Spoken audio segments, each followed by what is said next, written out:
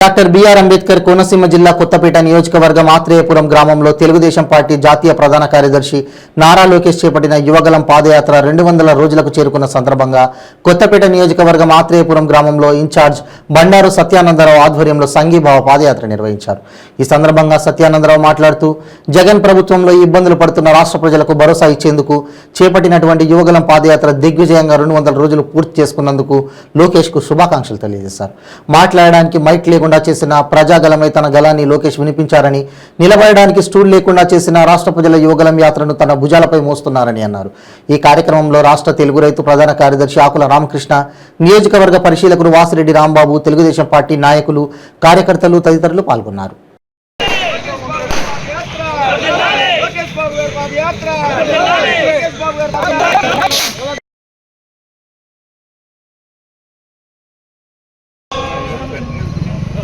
నారా లోకేష్ గారు మన తెలుగుదేశం పార్టీ జాతీయ ప్రధాన కార్యదర్శి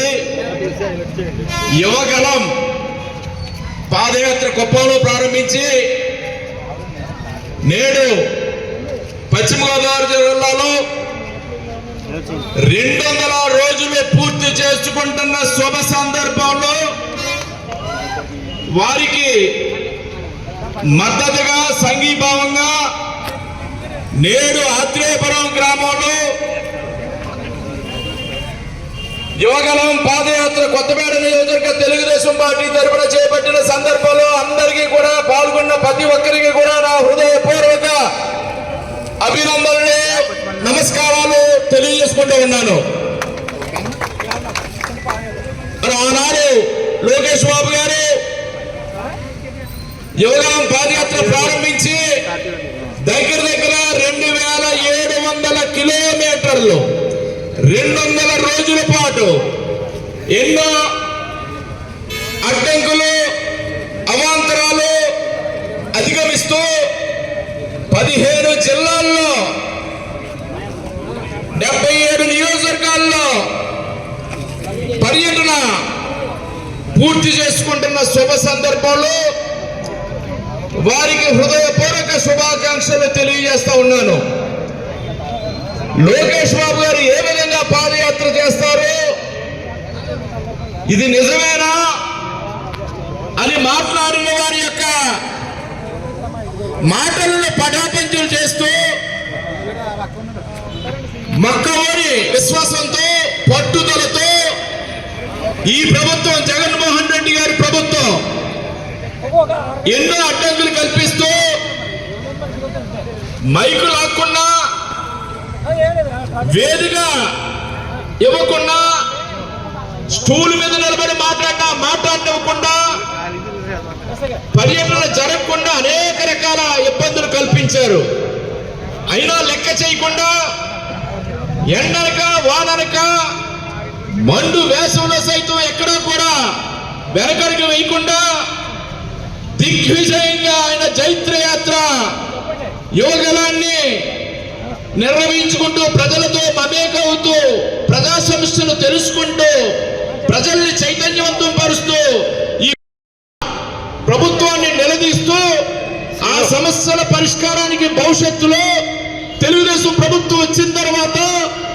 ఏ విధంగా న్యాయం చేయగలమనే దాని మీద 100 కిలోమీటర్లకు ఒక శిలాఫలకాన్ని ఆవిష్కరిస్తూ అనేక బహిరంగ సభల్లో పాలు పంచుకుంటూ అన్ని వర్గాల ప్రజల యొక్క సమస్యలు ఆకలింపు చేసుకుంటూ ఆయన రాటు తేలిన నాయకుల్లా ఈనాడు లోకేష్ బాబు గారు ముందుకెళ్తా ఉన్నారు. అనేక మంది అవమానకరంగా ఆయన్ని అనేక రకాలుగా మాట్లాడటం జరిగింది. ఈనాడు వాటన్నింటినీ కూడా తిప్పికొడుతూ తాను రేపు రాబోయే రోజుల్లో ప్రజలకి ఒక సమర్థవంతమైన నాయకుడిగా, ఈ రాష్ట్రానికి దిశా నిర్దేశం చేయగల యువ నాయకుడిగా లోకేష్ బాబు గారు జైత్రయాత్ర కొనసాగిస్తూ ఉన్నారు. అది ఇంకా దిగ్విజయంగా పూర్తి కావాలని 400 రోజుల పాటు 4000 కిలోమీటర్లే కాదు ఇంకా వేలాది కిలోమీటర్ల ఆయన యాత్ర దిగ్విజయంగా ముందుకెళ్లాలని ప్రజల కోసం ఆయన చేస్తున్న కృషి అందరూ ఆయనకి సంఘీభావంగా మద్దతుగా అండగా ఆయనకి ఆశీస్సులు అందించాలని కోరుకుంటూ ఈ యువగలం పాదయాత్రను ముందుకు నడిపించవలసిందిగా ఆత్రేయపుర మండల పార్టీ అధ్యక్షులు గబ్బర్ సింగ్ గారు, అదేవిధంగా కొత్తపేట నియోజకవర్గ పార్టీ శ్రేణుల్ని కోరుకుంటూ జై లోకేష్, జై లోకేష్, జై లోకేష్, జై లోకేష్, చంద్రబాబు నాయుడు గారి నాయకత్వం,